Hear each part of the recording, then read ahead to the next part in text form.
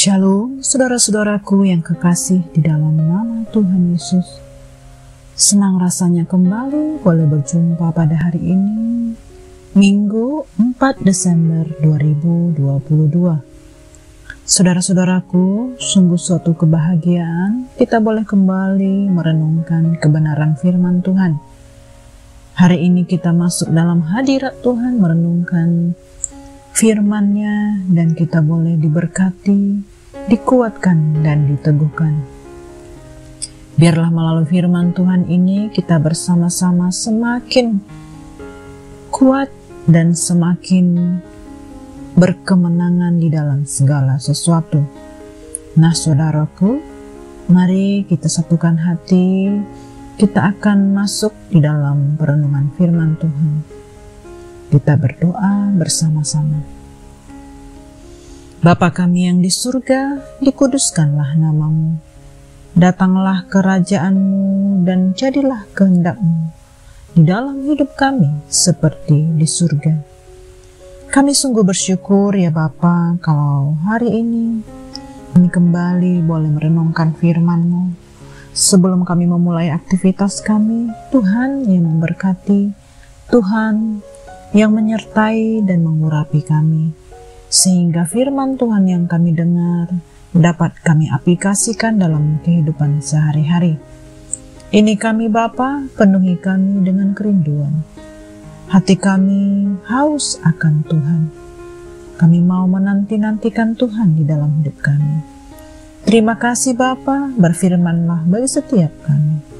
Di dalam nama Tuhan Yesus kami berdoa. Amin.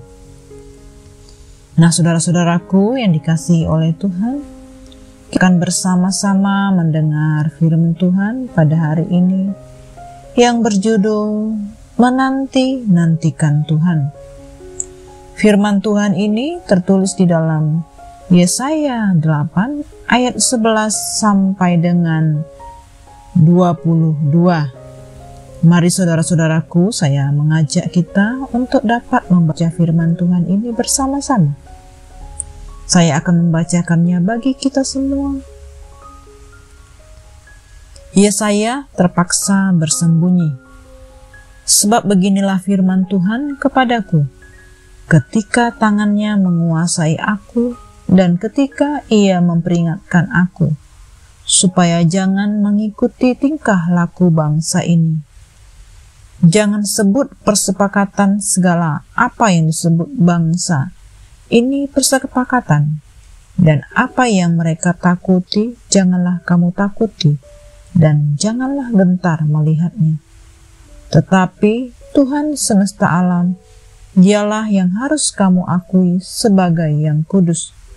Kepadanyalah kamu harus takut. Dan terhadap Dialah harus kamu gentar. Ia akan menjadi tempat kudus, tetapi juga menjadi batu sentuhan dan batu sandungan bagi kedua kaum Israel itu, serta menjadi jerat dan perangkap bagi penduduk Yerusalem.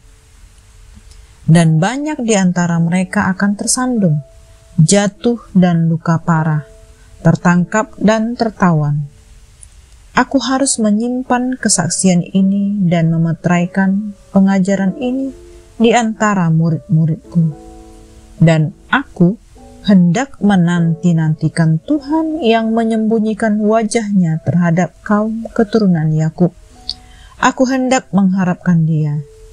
Sesungguhnya aku dan anak-anak yang telah diberikan Tuhan kepadaku adalah tanda dan alamat di antara orang Israel dari Tuhan semesta alam yang diam di gunung Sion.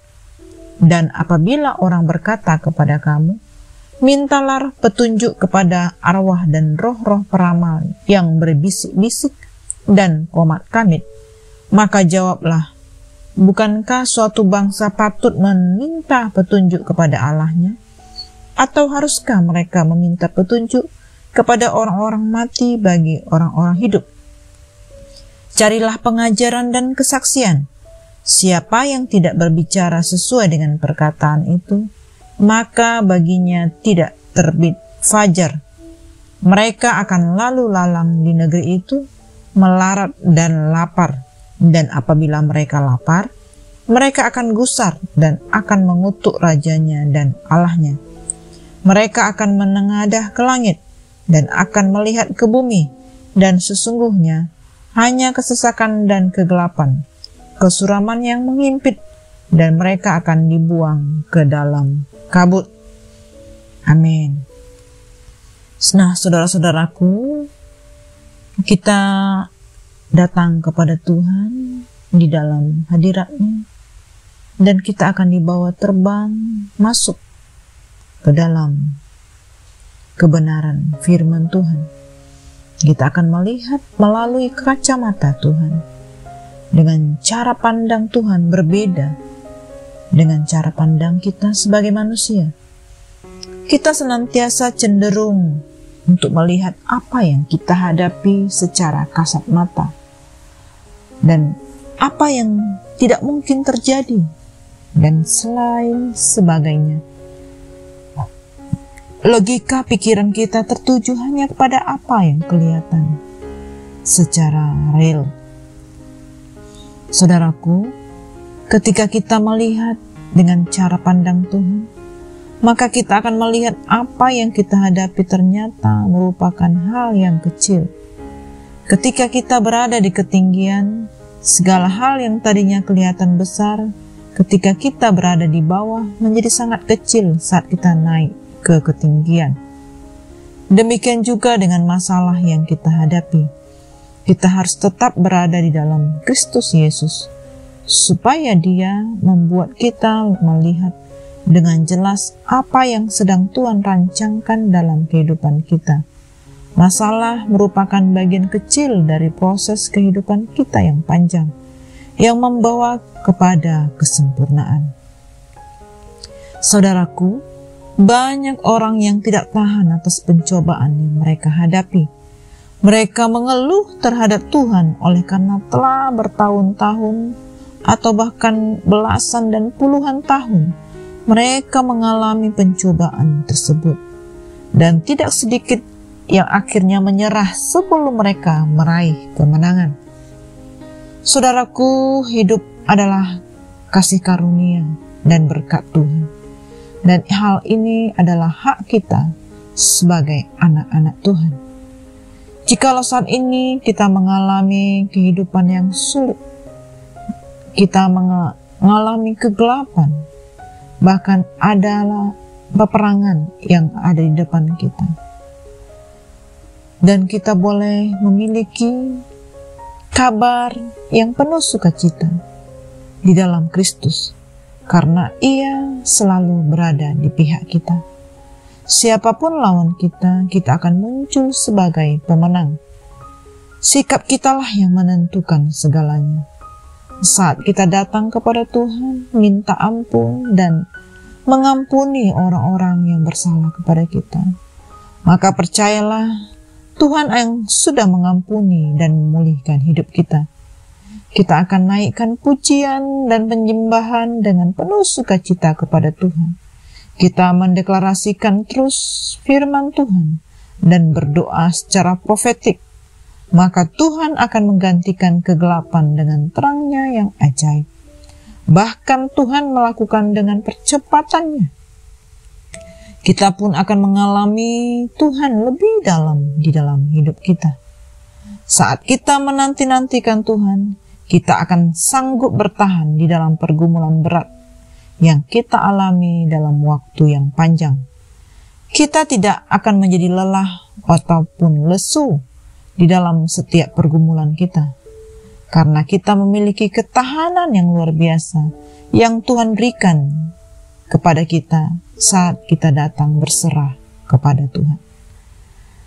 Demikianlah saudara-saudaraku renungan firman Tuhan yang dapat kita dengar pada hari ini. Marilah kita bersama-sama meresponi firman Tuhan dengan benar. Dan biarlah kita bersuka cita, karena Tuhan tidak akan membiarkan kegelapan di dalam hidup kita bertahan selamanya. Mari saudaraku, saya ajak kita untuk bersatu di dalam doa.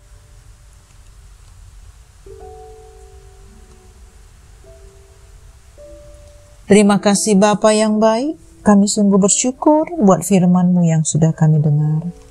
Kami percaya firman-Mu adalah pelita bagi kaki kami. Firman-Mu yang menuntun kami, kebenaran, yang memberikan kami damai sejahtera. Kami bersyukur ya Bapa, kami mau terus menanti-nantikan Engkau dalam hidup kami, sampai Engkau muncul seperti fajar dalam hidup kami. Kami tidak akan menyerah, karena Yesus Kristuslah Tuhan di dalam hidup kami, yang senantiasa memberikan pengharapan, sukacita yang lebih lagi. Terima kasih Bapa, kami bersyukur kepadamu untuk hari ini. Kami serahkan hidup kami sepenuhnya hanya ke dalam tangan kasih Tuhan. Engkau yang menuntun, menggantikan air mata kami dengan penuh sukacita. Terima kasih Bapa, hanya di dalam nama Tuhan Yesus kami berdoa. Amin. Semangat hari Minggu, semangat melayani, dan teruslah bersukacita di dalam Kristus. God bless you all.